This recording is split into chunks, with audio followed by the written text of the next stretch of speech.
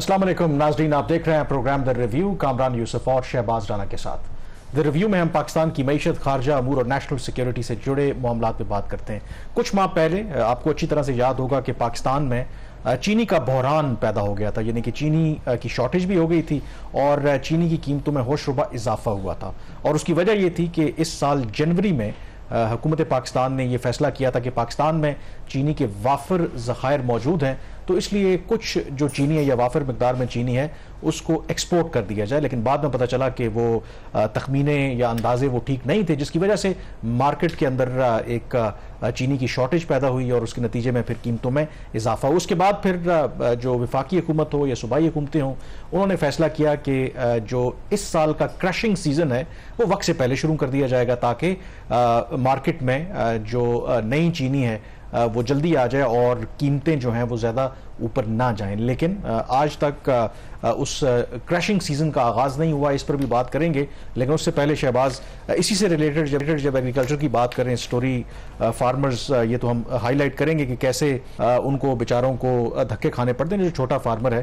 तो economic coordination committee ने एक फैसला किया है और फैसला उन्होंने ये किया है कि 20 अरब रुपए का इंटरेस्ट फ्री वो लोन दे रहे हैं। कोई कंपनी है ग्रीन कॉरपोरेट इनिशिएटिव, 20 अरब रुपए और वो भी विदाउट इंटरेस्ट।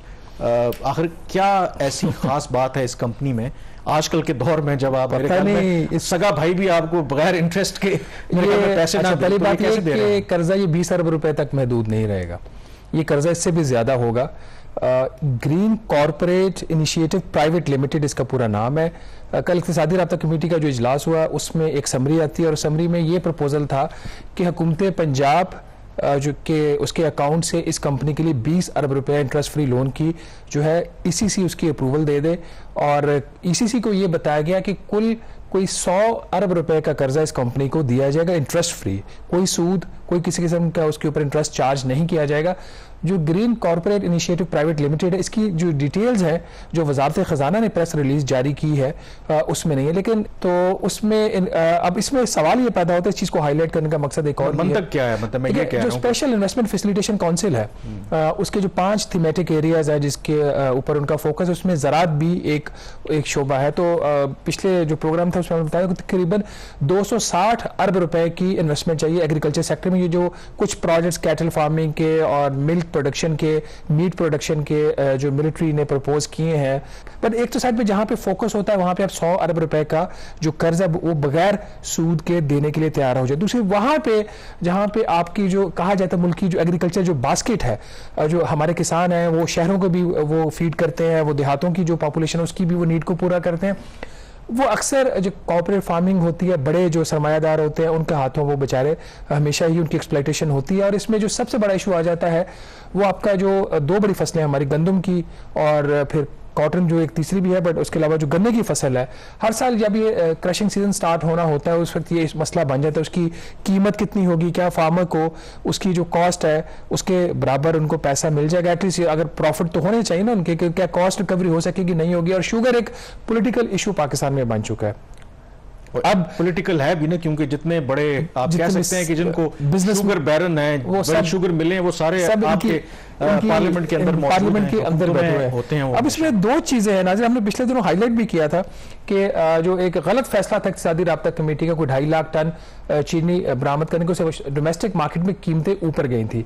तो फिर एक स्टेटमेंट भी आई मिनिस्ट्री ऑफ फूड की तरफ से कि नहीं, हम इसको हम पूरी तरह विजिलेंट हैं और हम जो एक टाइम के ऊपर क्रशिंग सीजन स्टार्ट कर देंगे। ऐसा हुआ नहीं। अब सिंध के अंदर तो क्रशिंग सीजन शायद स्टार्ट हो गया। पंजाब जहां पे ज्यादा शुगर मिले और जहां पे ज्यादा गन्ने की जो होती है वो कल्टीवेशन होती है, वहां पे अभी तक क्रशिंग सीजन स्टार्ट नहीं हुआ। और इस वक्त स्टॉक्स की जो सूरत हाल है, जो कुछ हुकाम है मिनिस्ट्री ऑफ फूड में, जब मैंने उनसे रब्ता किया तो पता चला कि इस वक्त उनका दावा है कि कुछ तकरीबन 11 लाख कोई 32,000 मेट्रिक टन के करीब स्टॉक्स अभी मौजूद है। जबकि ये शुगर की जब एक्सपोर्ट का फैसला हुआ था तो उस वक्त ये कहा गया था कि जब क्रशिंग सीजन स्टार्ट होगा तो तब भी हमारे पास 2 माह से ज्यादा के स्ट्रेटेजिक रिजर्व्स पड़े होंगे। तो ये जो 11 लाख कहे जा रहे हैं स्टॉक्स, ये 8 नवंबर तक के हैं और 2 माह की जरूरियात से ये कम है। कितने कम है हमें इसकी एग्जैक्ट इसकी नहीं पता, बट एक नॉर्मल एक एस्टिमेट तकरीबन 6,42,000 मेट्रिक टन जो चीनी है वो पाकिस्तान में माहाना की बुनियादों पर इस्तेमाल होती है। अब जो क्रशिंग सीजन इन्होंने लेट स्टार्ट करने का फैसला किया, इसका सबसे बड़ा नुकसान ये होगा कि जो स्टॉक्स है वो डिप्लीट हो जाएंगे। जब ये सीजन स्टार्ट होगा, चीनी बन के मार्केट में आएगी तो शायद वो जो स्टॉक्स थे वो खत्म होने के करीब हो जाएंगे। और दूसरा इसका नुकसान ये होता है कि जितने आप इसको डिले का इसका शिकार करते हैं तो उसकी वजह से भी फिर जो गंदम की बुवाई होनी होती है उसमें ताखीर हो जाती है। एक बहुत बड़ा इशू है। तो कामरा मेरे ख्याल इसी हवाले से मेरे ख्याल में उनको सैयद महमूदुल हक बुखारी साहब पाकिस्तान किसान फाउंडेशन को हेड करते हैं। तो बुखारी साहब, सबसे पहले तो ये बताएं कि जब ये चीनी का बहरान आया था तो उस वक्त जो वफाकी और जो सूबाई हुकूमतें थीं उन्होंने ये भी कहा था कि इस साल जो क्रशिंग सीजन है गन्ने का वो जल्दी शुरू कर दिया जाएगा, लेकिन आज की तारीख तक पंजाब या इवन सिंध के अंदर भी क्रशिंग सीजन स्टार्ट नहीं हुआ। तो आप जरा अपडेट करेंगे कि आखिर इसकी क्या वजह है, ताखीर क्यों है? जी, बिस्मिल्लाहिर्रहमानिर्रहीम। शुक्रिया शहबाज राना साहब और यूसुफ कामरान साहब आपका कि आप हमेशा ही ये मेहरबानी करते हैं और असल इश्यूज की तरफ जो है वो अपने प्रोग्राम को महदूद रखते हैं। इस पे मैं इंतहाई आपका तहे दिल से मशकूर हूँ और आपके चैनल का भी। गुजारिश ये है कि पिछले प्रोग्राम में जब आपने मुझे बुलाया था और मैं वो बेशक प्रोड्यूसर को कह के निकलवा लीजिए, और जो मैंने बातें कही थी वो बिल्कुल सच साबित हुई कि ना ये टाइम के ऊपर जो है वो शुगर मिल चलाएंगे और ना ही ये जो उसका सही मुआवजा है वो उसको देंगे।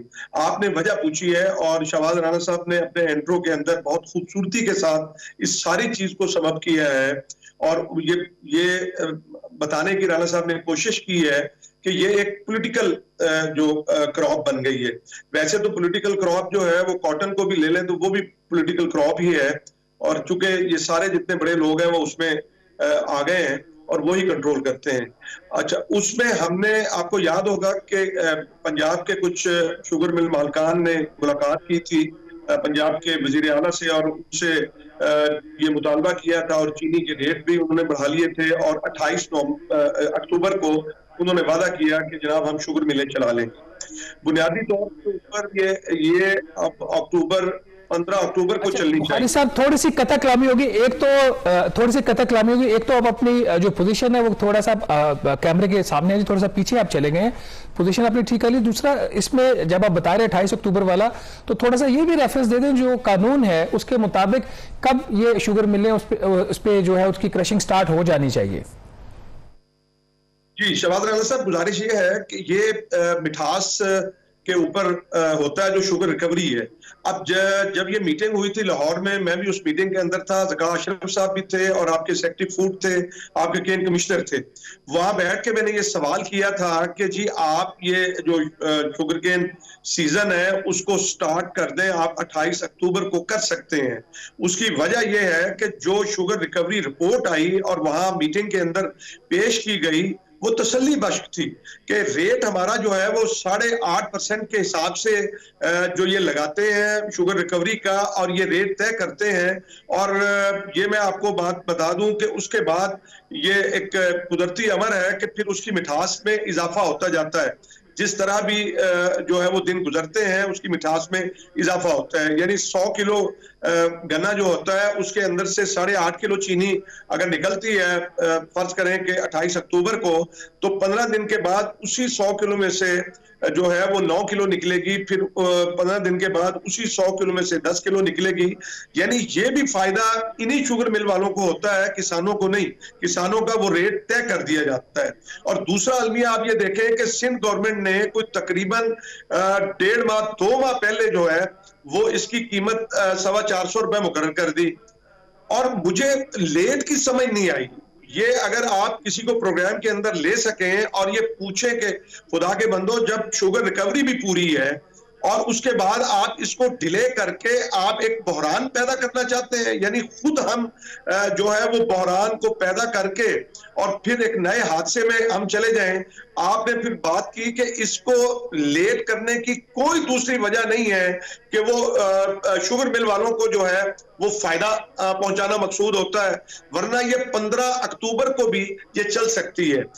तो वहां पे एक बुखारी साहब, आपने कहा कि इसका जो मकसद है, जो आप कह रहे हैं कि शुगर जो मिल मालकान है उनको फायदा पहुंचाना है, तो आप ये कहना चाह रहे हैं कि अगर पहले ही आपको पता है कि इससे पहले चंद माह पहले चीनी की कीमतों में इतना ज्यादा इजाफा हुआ था, और अगर वक्त पर क्रशिंग सीजन स्टार्ट नहीं होता, तो आपके ख्याल में ये जो शुगर मिल वाले हैं ये एक दफा फिर मार्केट के अंदर इसको मैनिपुलेट करके शॉर्टेज पैदा करना चाहते हैं ताकि मजीद ये अरबों रुपए कमा सकें? ये इनका पर्पस है, इसको डिले करना क्रशिंग को, क्योंकि जब क्रशिंग सीजन स्टार्ट हो जाएगा तो जाहिर है कि मार्केट में वाफर मिकदार में चीनी आ जाएगी और यकीनी तौर पर फिर तो कीमतें ऊपर नहीं जा सकती। बिल्कुल आप सही समझे मेरी बात को, और मैं ये बात हमारे पिछले प्रोग्राम में भी डिस्कस हुई थी जब चीनी का रेट ऊपर गया था, तो मैंने उस वक्त भी कहा था कि बुनियादी तौर पर ये डिले के दो मकासद इनके होते हैं। एक मसनूई शॉर्टेज पैदा करना। आप देखें कि आपकी जो जरूरत है वो 60 लाख टन है, 70 लाख टन है, और आपकी 70.5 जो है वो आपकी पैदावार हुई है, और फिर आपने 2.5 लाख आप भेज भी दें बाहर, तो फिर भी जो है वो चीनी का बहरान नहीं होना चाहिए। लेकिन ये जानबूझ के करते हैं क्योंकि इनको फायदा होता है। सिर्फ एक ही नहीं, उस गंगा में नहाते ऊपर से लेके नीचे तक जो है, चाहे हमारी ब्यूरोक्रेसी हो, चाहे हमारे ये अपना शुगर मिल वाले हो, और आपके जितने भी उसमें इदारे शामिल होते हैं वो सारे उससे फायदा उठाते हैं। और दूसरी बात ये है कि आप ये देखें कि पाकिस्तान का कौन सोचेगा। मैं राना साहब, मैं दिल से ये बात कह रहा हूं कि आपका प्रोग्राम क्यों मैं सुनता हूं और क्यों मुझे अच्छा लगता है, और वो इसलिए कि आपके प्रोग्राम के अंदर सियासत भी होती है, मईशत भी होती है, माशरत भी होती है। आप वो तमाम जो चीजें हैं उनका अहाता करते हैं। हमारे यहाँ तो मीडिया सिवाय एक सियासी वो जो घिसे पिटे अपना बातों को लेके बैठता है। आपकी तारीफ का शुक्रिया। बुखारी साहब, ये थोड़ा सा गुजारिश कर दीजिएगा, आपसे लास्ट सवाल है कि अब अगर ये 20 नवंबर को पंजाब में ये क्रशिंग स्टार्ट होती है, इसका मतलब ये है कि आपकी जो गंदम की बुवाई है वो ताखीर का शिकार हो जाएगी। तो अगर उसमें 3 हफ्तों की ताखीर होती है, उससे गंदम की जो पैदावार है उसके ऊपर क्या फर्क पड़ेगा? और सेकंडली, ये जो इन्होंने आपको लागत, बल्कि जो इसकी परचेज प्राइस दी है 400 रुपए फी मन, क्या इससे आपके अखराजात पूरे हो जाएंगे और कुछ आप मुनाफा भी कमा लेंगे? जी राना साहब, मैं पहले आपके आखिरी सवाल का जवाब दे दूं। गन्ने के जो मुतल्लिक है, हरगिज नहीं, इन्होंने 400 रखा है। जुल्म ये देखें कि सिंध वालों ने 425। मुझे बताएं कि पंजाब के किसान का क्या कसूर है?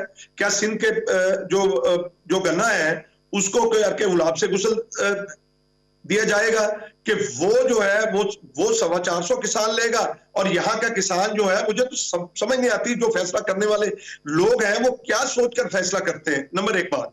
दूसरी बात ये है कि हमें हरगिज नहीं ये कीमत मंजूर। आप देखें कि 180 रुपए जब गन्ने का रेट था तो 45 रुपए चीनी की जो वो कीमत थी।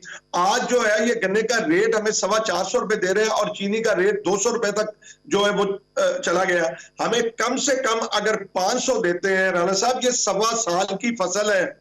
आप अंदाजा नहीं कर सकते कि हम उसके अंदर कितनी मेहनत होती है, कितना खर्चा होता है, लेबर कितनी होती है। अगर हम अपने नफे को देखें तो वो नफा नहीं होता कि 12 महीनों में अगर हम अपनी लेबर ही कॉस्ट लगाएं तो वो ही पूरी नहीं होती। बाकी जो आए दिन खाद की कीमतें बढ़ी हैं इस वक्त, आप डीएपी आपको हवाले से अपना कमेंट कर दीजिएगा। अगर ये ताखीर होती है तो गंदम की जो पैदावार है उसके ऊपर कितना इंपैक्ट आएगा? अरे साहब, बहुत नुकसान होगा। मैंने कहा 2 करोड़ जो 70 लाख 80 लाख टन हमारी जो है मेट्रिक टन जरूरत है, और 2 करोड़ और तकरीबन 70 से 90 लाख एकड़ के ऊपर ये गंदम बिजाई होती है। और पंजाब के अंदर 18 जो है वो 80% जो है वो गन्ना मोटा जिसको हम कहते हैं अपना आम अल्फाज में, वो हम जल्दी जल्दी काट के मिल पे पहुंचा के हम गंदम बीजते हैं। अब वो गंदम बीजने से ये लेट करने का मकसद बुनियादी तौर पर ये है कि गंदम की काश्त को रोका जाए। इससे बड़ी मुल्क दुश्मनी क्या हो सकती है? आर्टिकल 6 तो ऐसे लोगों पे लगना चाहिए। बुखारी साहब, ये बिल्कुल जो आप बातें कर रहे हैं, यकीनी तौर पर एक तरफ हम ज़राअत के शोबे को प्रमोट करना चाहते हैं और उसके ज़रिए अपनी इकोनॉमिक रिवाइवल चाहते हैं। दूसरी तरफ फार्मर्स का आपने पर्सपेक्टिव सुना है, तो आई एम श्योर कि जो मुतलका इदारे हैं, जो फैसला साज हैं, इनकी बातों पर गौर करेंगे। यहाँ पे ब्रेक लेंगे और ब्रेक के बाद एक और अहम इशू की बात करेंगे, और वो है पाकिस्तान पर जो कर्जों का बोझ हर गुजरते दिन के साथ बढ़ता जा रहा है।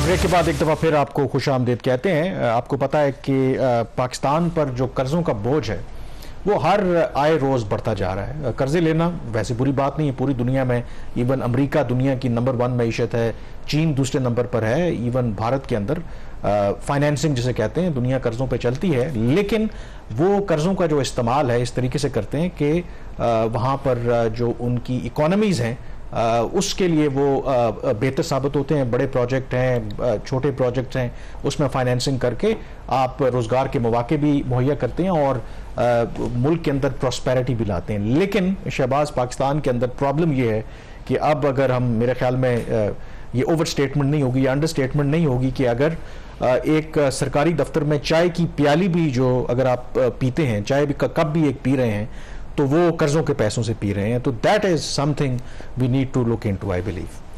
फाइनेंस मिनिस्टर के वॉशरूम में जो टिश्यू पेपर भी इस्तेमाल होते हैं वो भी कर्जों के पैसे के हैं, ठीक है। तो हमारे हालात इतने ख़राब हो चुके हैं। इसकी एक बड़ी एग्जांपल ऐसे ले लीजिए, मैंने तो बड़ी क्रूड एग्जांपल दी है आपको, कि पहले 3 माह में हुकूमत की जो खालिस्तान वफाकी हुकूमत की आमदन थी वो कुछ 1406 अरब रुपया थी, और जो सिर्फ हमने कर्जों के ऊपर सूद अदा किया वो 1380 अरब रुपए था। तो 26 अरब जो बाकी पीछे बचा, उसमें आपने दिफा, उसके अंदर आपने तनख्वाहें, उसके अंदर तरक्याती प्रोग्राम, उसके अंदर इन जो वज़रा हैं, जो सेक्रेटरीज हैं और जो बाकी ब्यूरोक्रेसी है, उनकी गाड़ियों में फ्यूल, और हर वो काम जो आपने किया वो कर्जे लेके किया आपने। तो ये जो आपने बात कही है ये कोई गलत बात नहीं है, अब हालात वाकई ऐसे होंगे, लेकिन इसकी रियलाइजेशन नहीं है। पहले थोड़ा सा नंबर्स बता दें, फिर इसके ऊपर डिस्कशन करते हैं। नाज़रीन, जो सितंबर तक का पीरियड था उसके हवाले से स्टेट बैंक ऑफ पाकिस्तान ने जो अदाद-ओ-शुमार जारी किए हैं, पाकिस्तान के ज़िम्मे जो कुल कर्जे हैं और वो उसकी जो मालियत है वो 78,000 अरब रुपए तक पहुंच गई है। इसमें डेट और लाइबिलिटीज दोनों शामिल हैं, कोई 4800 अरब रुपए की लाइबिलिटीज भी हैं। और अगर सिर्फ आप इसको कंपेयर करें पिछले साल सितंबर 2022 में, तो उसके मुकाबले में इसमें जो इजाफा हुआ है 16,000 अरब रुपया एक साल में कर्जों में और लाइबिलिटीज में इजाफा हुआ है। जो इसके अंदर जो इंक्रीज था वो कोई 26% है। और दुनिया का कौन सा मुल्क ऐसा होगा जो 26% कर्जों में जिसके सालाना इजाफा हो रहा हो और फिर वो इकोनॉमिकली सर्वाइव भी कर जाए, और फिर हम कहेंगे हाँ, पाकिस्तान की जो इकोनॉमी है वो ठीक हो गई है।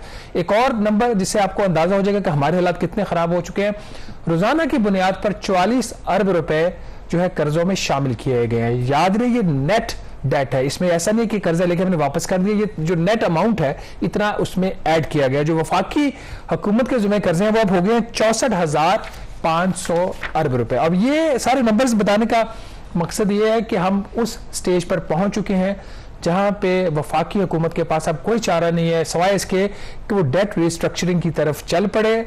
हुकूमत जो है वो अभी तक रिलक्टेंट है इस चीज़ को करने के लिए। अब पाकिस्तान को ये फैसला करना पड़ेगा कि चाहे इंटरनेशनल डेट है या डोमेस्टिक डेट है, जिसमें कमर्शियल बैंक्स के पास 75% कर्जा तो सिर्फ उन्होंने दिया, उनकी बैलेंस शीट का जो है वो हुकूमत के कर्जों में लगा हुआ है। पाकिस्तान के पास डोमेस्टिक और फॉरेन डेट रिस्ट्रक्चरिंग के अलावा कोई ऑप्शन नहीं है। और कामरान, मुझे ये लग रहा है कि शायद अगला जो IMF का प्रोग्राम होगा उसमें डेट रिस्ट्रक्चरिंग एक अहम इशू होगा। आप डेट जो रिस्ट्रक्चरिंग की आपने बात की, क्योंकि ये इंपॉर्टेंट नुकता है, बिल्कुल अच्छी तरह से मुझे याद है कि जो साबका फाइनेंस मिनिस्टर थे इसहाक डार साहब, उन्होंने तो पब्लिकली ये कहा था कि हम जो फॉरेन जो हमारा डेट है उसके लिए रिस्ट्रक्चरिंग के लिए खास करके चीन के साथ, तो क्या उसके ऊपर वो स्टेटमेंट की हद तक था या कुछ उसके ऊपर हमने काम किया है, कुछ इंगेज किया है जो हमारे बायलैटरल क्रेडिटर्स हैं उनके साथ? उसमें टू द एक्सटेंट ऑफ जो चाइना था, और चाइना में भी उनका जो एक्सियम बैंक है, एक्सपोर्ट और इंपोर्ट बैंक ऑफ चाइना, उससे पाकिस्तान की डेट रिस्ट्रक्चरिंग हो गई है 2.1 अरब डॉलर की। वो मखसूस कोई 31 लोन्स थे जो उन्होंने उसको रीप्रोफाइल किया, जो रीपेमेंट्स उसको 2 साल के बजाय 4 साल पे ले गए हैं, उस हद तक हुआ है। जो मेजर जो प्रॉब्लम है वो अभी भी अपनी जगह पे खड़ा हुआ है। अब देख रहे हो $2.1 बिलियन की रिस्ट्रक्चरिंग है, जिससे तकरीबन $1 अरब के करीब इनको बेनिफिट इस साल हो जाएगा। तो हमारे इस साल की जो गैर मुल्की अदायगियां तो उतनी उसमें कमी आ गई। लेकिन इसमें एक वजाहत तो जरूरी है। आई थिंक हम मुख्तलिफ किस्म के कर्जे लेते हैं, 3 किस्म के। एक बायलैटरल है जो फॉरेन लेते हैं, एक आप इंटरनेशनल फाइनेंशियल इंस्टीट्यूशन से लेते हैं, और तीसरा जो आप ओपन मार्केट से, जो कमर्शियल बैंकों से लेते हैं। तो जो बायलैटरल जो क्रेडिटर्स हैं उनके साथ तो आप शायद रीस्ट्रक्चर कर सकते हैं। जो इंटरनेशनल फाइनेंशियल इंस्टीट्यूशंस हैं या जो कमर्शियल बैंकों से लेते हैं उनके साथ रीस्ट्रक्चरिंग जो है वो मुश्किल होती है। वो देखना पड़ेगा ना कि अगर IMF के अम्ब्रेला से आप जाएंगे तो बहुत सारे आपके जो लोन्स हैं वो रिस्केड्यूल हो सकते हैं और कुछ नहीं भी हो सकते। प्रॉब्लम यह है कि जो हमने इंटरनेशनल बॉन्ड्स फ्लोट किए हुए हैं उसके अंदर गालिबन हमने ये जो ऑप्शन है ये सरेंडर की हुई है गवर्नमेंट ऑफ पाकिस्तान ने रिस्ट्रक्चरिंग वाली, लेकिन जब ये टाइम आएगा तो तब देखा जाएगा। डोमेस्टिक एक बहुत बड़ा प्रॉब्लम बनता जा रहा है। नाज़रीन, जहां पे ये कर्जों का प्रॉब्लम आ रहा है, 2 चीजें हम हाईलाइट करेंगे अभी। जो पब्लिक सेक्टर एंटरप्राइजेज हैं उसके जो जिम्मे डेट एंड लायबिलिटीज हैं वो उसमें कुछ 24% एक साल में इजाफा हुआ और उसकी जो अमाउंट हो गई है वो 2332 अरब रुपए की जो डेट एंड लायबिलिटीज है वो सिर्फ सरकारी जो इदारे हैं उनके जिम्मे। अब इसमें जो अब हम क्यों सबक नहीं सीख रहे, जो मैं बारहा कहता हूं, एक वफाकी वजीर डॉक्टर शमशाद अख्तर साहिबा, एक जो है एडवाइजर टू प्राइम मिनिस्टर आहा चीमा साहब, एक जो है deputy chairman planning commission Jahanzeb Khan साहब, ये गवर्नमेंट इदारों की बोर्ड्स के ऊपर बैठे हुए। ये कॉन्फ्लिक्ट ऑफ इंटरेस्ट भी है और फिर एक सवाल भी पैदा होता है कि आखिर ये लोग क्यों ये पोजीशंस लेके बैठे हुए, इनका मकसद क्या है। इसके ऊपर एक और भी डेवलपमेंट हुई है, वो उसके ऊपर हम नेक्स्ट वीक में बात करेंगे। बट जहां पे कर्जे बढ़ रहे हैं, कुछ हमने ऐसे भी लोन्स लिए हुए हैं जिनको हमें बड़ा शौक होता है पाकिस्तान को गैर मुल्की कर्जे लेने का। उसमें एक जो केस है वो वर्ल्ड बैंक का है। वर्ल्ड बैंक ने इस वक्त पाकिस्तान के जो प्रोजेक्ट्स दिए उसकी तादाद है कुछ 56, और इन 56 प्रोजेक्ट्स की जो लागत है वो तकरीबन $15 अरब की है टोटल। अब इन 56 प्रोजेक्ट्स में जो प्रोजेक्ट्स वफाकी हुकूमत ने खुद लिए हुए हैं और बाकी तो सूबों ने लिए हुए हैं, उनकी वैल्यू है $6.7 अरब और ये 20 मंसूबे। अब इसमें जो एक अलार्मिंग फैक्ट है वो ये है कि ये जो टोटल इनका पोर्टफोलियो है तकरीबन $6.7 अरब का, इसमें $3.8 अरब के जो प्रोजेक्ट्स हैं वो या तो उनके ऊपर जो इंप्लीमेंटेशन अनसेटिस्फैक्ट्री है या वो प्रॉब्लमैटिक डिक्लेयर हो चुके हैं। अब एक काम इतना बड़ा ये एक मसला बन चुका है वफाकी हुकूमत के अंदर कि हम परवाह नहीं करते कि हमने कौन सा लोन लेना, हमने सिर्फ कर्जा लेना है। हम इस चीज को भी मद्देनजर नहीं रखते कि ये जो कर्जा ले रहे हैं क्या हम इसको स्पेंड भी कर पाएंगे, क्या हमारे जो मैकेनिज्म्स हैं वो इन प्लेस हैं। सैलाब आया, अब 2-3 एग्जांपल्स अगर आप ले लें। सैलाब आया बलूचिस्तान के लिए, इन्होंने एक लोन नेगोशिएट किया $213 मिलियन का। वो लोन वर्ल्ड बैंक ने अप्रूव भी कर दिया है, अप्रूवल को भी 5 माह हो गया, आज तक वो लोन इफेक्टिव नहीं हुआ। उस वक्त शोर पड़ गया, तालियां बजा दी कि हमने इतना फॉरेन फंडिंग हमने ले लिया है सैलाब ज़दगान के लिए। मैं सिर्फ आपको एक प्रोजेक्ट की मिसाल दे रहा हूँ, ADB के अलग हैं इसके। $213 मिलियन का प्रोजेक्ट जो बलूचिस्तान में फ्लड अफेक्टेड पॉपुलेशन की लाइवलीहुड के लिए था वो अभी तक इफेक्टिव नहीं हुआ, जब अभी पिछले महीने इसका इकोनॉमिक अफेयर्स मिनिस्टर और वर्ल्ड बैंक ने इसका रिव्यू किया। असल में अगर मुझे आप इजाजत दें, अगर यही जो कर्जा आप जो बात करें ये तो आवाम की वेलफेयर के ऊपर खर्च होना था ना।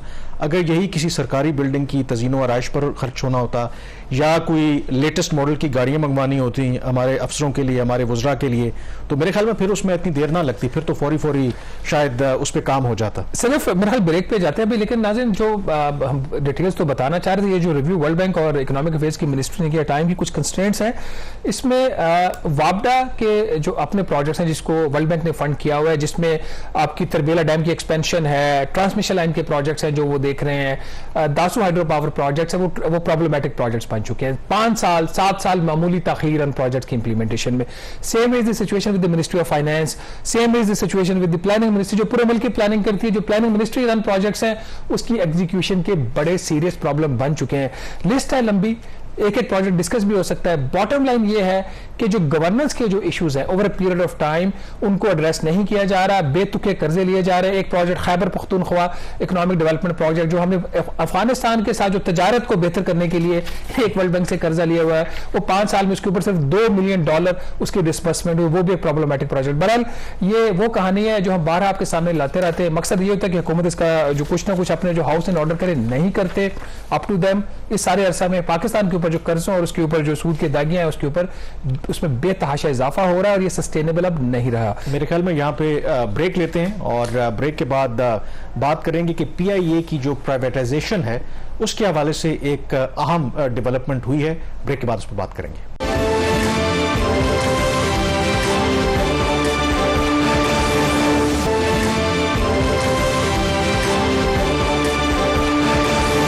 ब्रेक के बाद एक दफा फिर आपको खुशामदीद कहते हैं। जो केयर टेकर गवर्नमेंट है, हम पहले भी बात कर चुके हैं, इनका काम सिर्फ मुल्क में जो आम इंतखाबात हैं उनको ओवरसी करना नहीं है, बल्कि ये अहम खास करके इकोनॉमी की साइड पर डिसीजन भी ले रहे हैं। और एक जो फैसला इनकी कोशिश है कि किसी तरीके से पीआईए की जो प्राइवेटाइजेशन है वो कर दी जाए। और शहबाज, इस हवाले से जो एक अहम डेवलपमेंट अब हुई है कि कम से कम जो फाइनेंशियल जो एडवाइज़र है उनको शॉर्ट लिस्ट कर लिया गया है और आईएमएफ को भी गवर्नमेंट ने शायद बता दिया है कि हम कोशिश कर रहे हैं कि एज सून एज पॉसिबल ये जो पीआईए है इसको प्राइवेटाइज कर दें। तो do you think that they are heading in the right direction and before the elections, या नई गवर्नमेंट आने से पहले देयर इज पॉसिबिलिटी कि ये प्रोसेस कंप्लीट हो जाए? देखिए, जब फवाद हसन फवाद को लाया गया था एज ए निजकारी मिनिस्टर, उनको प्राइवेटाइजेशन कमीशन का भी चेयरमैन बनाया गया, उनको कैबिनेट कमेटी ऑन प्राइवेटाइजेशन का भी चेयरमैन बनाया गया। तो उसका मकसद यही था कि जो पीआईए की प्राइवेटाइजेशन है उसको फास्ट ट्रैक किया जाए और कोशिश की जाए कि बाय एंड ऑफ जनवरी इसको प्राइवेटाइज कर दिया जाए। अब जो मेरे पास इतलात आ रही हैं, एंड ऑफ जनवरी वाली तो कोई बात नहीं, इवन के 8 फरवरी तक भी पीआईए की प्राइवेटाइजेशन जो है वो नामुमकिन है। अब इसमें कुछ डेवलपमेंट्स हुई हैं। एक चीज़ इंपॉर्टेंट है कि जो प्राइवेटाइजेशन मिनिस्ट्री है वो ये कोशिश करे कि एटलीस्ट जो ट्रांजैक्शन है उसको इस काबिल बना दिया जाए कि जो अगली गवर्नमेंट आए और वो उसको प्राइवेटाइज करना चाहे तो ये ट्रांजैक्शन जो है वो रेडी हो। लेकिन जो एक शॉर्ट इन्होंने रूट अपनाया था निजकारी की जो वजारत है उसने, बजाय इसके इंटरनेशनल कंपैटिटिव बिडिंग करते फाइनेंशियल एडवाइजर हायर करने की, उन्होंने टेबल लीग ऑफ टेबल का रास्ता लिया कि दुनिया की जो 5 बड़ी फर्म्स हैं उनको इन्होंने खुद डॉक्यूमेंट्स भेजे कि आप आइए और फाइनेंशियल एडवाइजर के लिए जो आप बिड कीजिए। तो उस जो इन्होंने जो डॉक्यूमेंट्स भेजे थे 25 फर्म्स में, उसमें से सिर्फ 3 ने रिस्पॉन्स किया था और 5 फर्म वो थी जो पहले एक प्रोसेस का हिस्सा थी, वो इसमें शामिल होगी। तो जो शॉर्ट लिस्टिंग हो गई है उसके बाद कल प्राइवेटाइजेशन कमीशन के बोर्ड का इजलास हुआ और उसमें जो अर्नेस्ट एंड यंग है उसका कंसोर्शियम है उसको ये जिम्मेदारी देने का फैसला हुआ है कि वो 3 काम करेगा। नंबर 1, पीआईए को जो गुड पीआईए और बैड पीआईए में डिवाइड करेगा और जो गुड पीआईए होगी उसको इस काबिल बनाएगा कि by end of February next year उसको प्राइवेटाइज किया जा सके। दूसरा काम उसका ये होगा जो डेट रिस्ट्रक्चरिंग होगी उसके ऊपर भी उसका मैंडेट में शामिल, और तीसरा जो ओवरऑल जो रिस्ट्रक्चरिंग है बैलेंस शीट की उस पर भी जो फाइनेंशियल एडवाइजर काम करेगा। लेकिन ये अभी सिर्फ बोर्ड का फैसला है। इसके हवाले से जो फाइनेंशियल एडवाइजरी सर्विस एग्रीमेंट है वो अभी साइन होना, और उसके साइन होने में 2 चीजें हैं जो अहम है। एक तो जो उसके वो जो फी होगी, जो वो कीमत लेगा फाइनेंशियल एडवाइजर अपने काम करने की, वो अभी हतमी तौर पर तय नहीं है।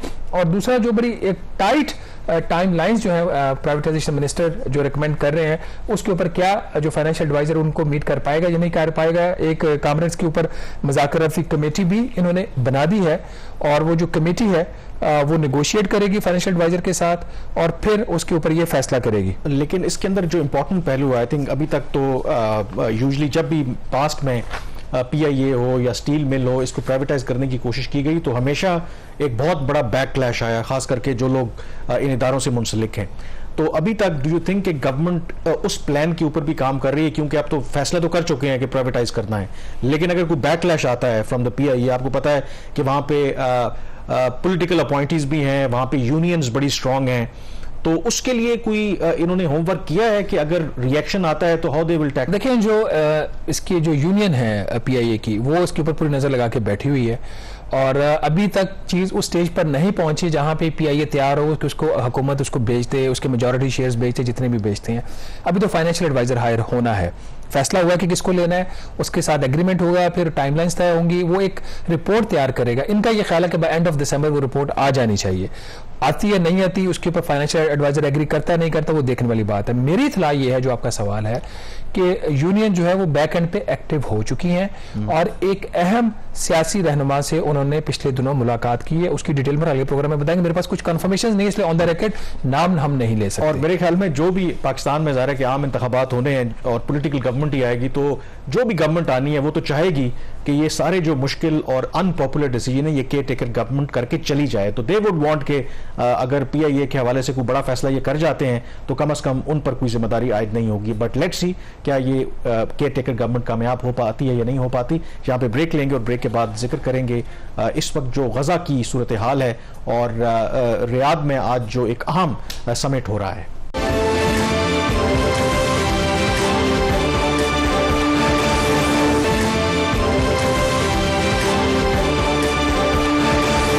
ब्रेक के बाद एक दफ़ा फिर आपको खुशामदीद कहते हैं। इसराइल की गजा के ऊपर गुज़श्ता 35 रोज़ से जो बमबारी है वो जारी है और अब तक के जो आदाद-ओ-शुमार हैं उसके मुताबिक जो फ़लस्तीनी शहीद हो चुके हैं उनकी तादाद 11,000 से तजावुज़ कर चुकी है और इसमें तकरीबन कोई 4,500 से ज़ायद मासूम बच्चे हैं जो इसराइल की इस मिलिट्री ऑपरेशन में शहीद हुए हैं। और दूसरी तरफ जब बावजूद इसके कि इवन के अब तो जो फ्रेंच प्रेसिडेंट है दो के मगरिब जो है वो खुलकर हिमायत कर रहा है इसराइल की, वो भी अब मजबूर हो गए हैं कि इसराइल जो है वो कम से कम खवातीन और बच्चों को तो ना मारे और उनको दिफा का ज़रूर हक है, बट इसका ये मतलब नहीं है कि वो इस तरह की बमबारी करे। और उस पर भी जो इसराइल के प्राइम मिनिस्टर हैं बेंजामिन नेतन्याहू ने उन्होंने एक सख्त उनको एक रिस्पॉन्स भी दिया है।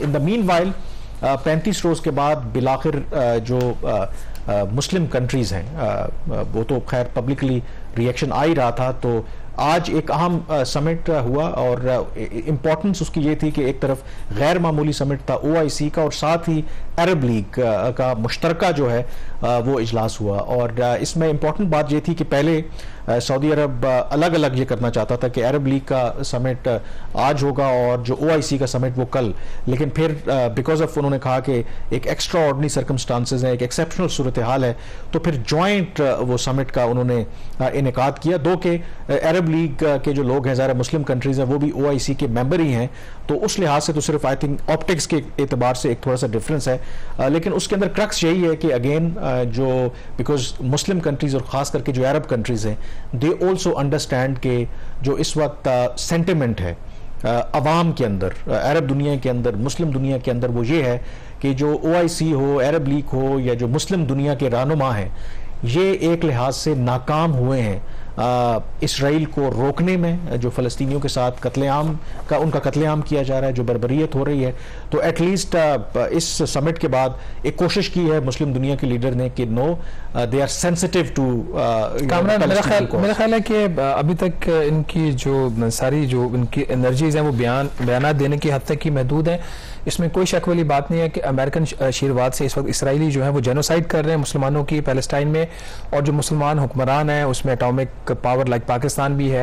ये अभी तक इनकी सिर्फ इनकी जो कंडेमनेशन हद तक इन्होंने अपने आप को महदूद रखा हुआ है, इससे आगे ना कुछ कर पा रहे हैं ना इनको लगता है कुछ करने का इरादा है। आई डोंट नो कि रीजनल पॉलिटिक्स वहां पर उनको इमदाद पहुंचाने के लिए भी ये मरहूने मिन्नत है उनके, इसराइल जब इजाजत देता है तो ये इमदाद भेजते हैं, खुद इसके अंदर हम कुछ भी कहें। जो इसके अरब लीग के जो असिस्टेंट सेक्रेटरी जनरल उनकी जो स्टेटमेंट है वो बड़ी इंपॉर्टेंट है कि अगर ये इसी स्टेटमेंट को अगर ये इन ऑल प्रैक्टिकलिटीज को इंप्लीमेंट कर लें तो इनको वाजे हो जाएगा, वरना ये एक जो फोरम OIC है ये अपनी अहमियत खो चुका है। ये चाहे कश्मीर का जब मसला होता है तब देख लें, अब पैलेस्टाइन वाला जो इशू है तब देख लें। अब ये जो स्टेटमेंट है उनकी असिस्टेंट सेक्रेटरी जनरल की कि how the Arabs will move on the international scene to stop the aggression, support Palestine and its people, condemn the Israeli occupation and hold it accountable for its crimes. Can OIC do this? I don't think so. बिल्कुल, I think मतलब इतने ये compromised हो चुके हैं कि इतनी blatant genocide हो रही है मुसलमानों की, वहां पर कोई बोलने को तैयार नहीं है। और ये जो वेस्ट और यूरोप हमें लेक्चर देती है इंटरनेशनल ह्यूमन राइट्स के हवाले से, तो कम से कम आज के बाद वो लेक्चर देने के काबिल नहीं है। वो भी अगर हमारे हुक्मरानों में इतना उनमें इतनी कैपेसिटी हो, ये सवाल ही उनके मुंह में पूछ लें कि आप हमें क्या बताते हैं और खुद आप क्या कर रहे हैं। और इसमें जो इंटरेस्टिंग डेवलपमेंट है, एक तो जो मुस्लिम दुनिया के अवाम हैं उनका अपने जो हुकूमतें हैं उन पर तो गुस्सा है ही है कि शायद हमें इससे बढ़कर एक रोल प्ले करना चाहिए था, लेकिन एक चीज़ जैसे आपने भी कहा कि ये चीज़ तो बड़ी क्लियर है, इवन अमेरिका के अंदर, मगरब के अंदर भी बात हो रही है कि इसराइल जो भी कर रहा है उसको आशीर्वाद हासिल है अमेरिका की, बाकी जो मगरबी ताकतें हैं। इसमें जो एक और इंटरेस्टिंग डेवलपमेंट हुई है, CNN ने ये खबर दी है और उन्होंने जो सीक्रेट डिप्लोमेटिक केबल्स हैं वो कुछ ऑब्टेन की हैं जो मिडल ईस्ट में जो अमेरिकी सिफारतकार हैं उन्होंने अपने गवर्नमेंट को भेजी हैं। तो उसमें उन्होंने बाइडेन इंतजामिया को ये वार्न किया है। उन्होंने कहा कि जो कुछ इस वक्त फ़लस्तीन में हो रहा है और जो अरब दुनिया में जो अवाम है वो यही समझते हैं कि अमेरिका इसका रिस्पॉन्सिबल है, और जो अमेरिका के खिलाफ नफरत बढ़ रही है मिडल ईस्ट और अरब दुनिया के अंदर, ये कई नस्लों तक रहेगी। मतलब उन्होंने वार्न किया है कि इसके हवाले से हमें पॉलिसी में थोड़ा सा एक शिफ्ट लाने की ज़रूरत है, और ना सिर्फ जिस तरीके की अब जैसे मैंने फ्रेंच प्रेसिडेंट का हवाला दिया, क्योंकि आप जस्टिफाई नहीं कर सकते जो इमेजेस हैं ख़वातीन और बच्चों को जिस तरीके से बेदर्दी से कत्ल किया जा रहा है, तो वो भी मजबूर हो गए हैं। तो इवन ये भी खबरें आ रही हैं कि अमरीकी इंतज़ामिया के अंदर भी ऐसे वहाँ पर एहलकार हैं कि हम ये तो नहीं कहते कि हर जगह पे लोगों का ज़मीर नहीं है, उनको भी तो चीज़ें नज़र, वहाँ पर भी इस बात की मुखालफत हो रही है कि जिस तरीके की हम सपोर्ट इसराइल को दे रहे हैं और जिस तरीके से वो वहाँ पर जेनोसाइड कमिट कर रहे हैं, हमें क्योंकि हम तो दुनिया को यही बताते हैं ना कि अमेरिका ह्यूमन राइट्स और डेमोक्रेसी को प्रमोट करने वाला मुल्क है, और इधर हम बिल्कुल नज़रअंदाज कर रहे हैं।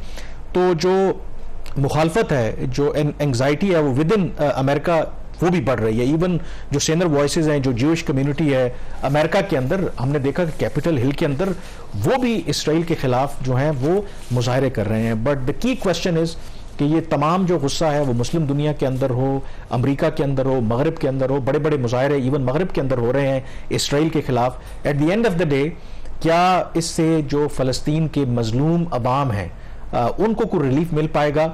अभी तक तो कोई रिलीफ नहीं मिला, क्योंकि इसराइल तो बड़ी आप कह सकते हैं कि बेदर्दी से और बड़ी ऑडेसिटी के साथ जो अपनी कार्रवाइयां हैं वो जारी रखे हुए हैं। बहरहाल देखते हैं क्या होता है। प्रोग्राम द रिव्यू से इतना ही।